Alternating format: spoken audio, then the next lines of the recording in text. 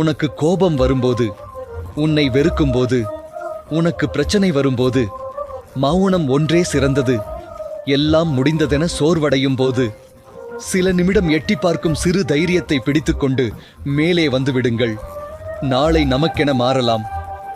உன்னிடம் உண்மையான அன்பிருந்தும் உன்னை விட்டு விலகியவர்களுக்காக ஏங்கி உனது அருகில் இருக்கும் உன்னத உறவுகளை இழக்காதே. அனைத்து மனமும் ஒன்றாக இருப்பதில்லை.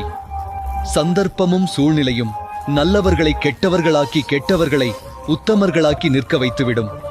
ஆனால் உண்மை ஒரு நாள் உலகறிய வெளிவந்தே தீரும். அப்போது யார் யார் எப்படி என்ற மாயையும் விலகும். துன்பத்திலிருந்து உன்னை தவிர வேறு யாராலும் உன்னை வெளிக்கொண்டு வர இயலாது.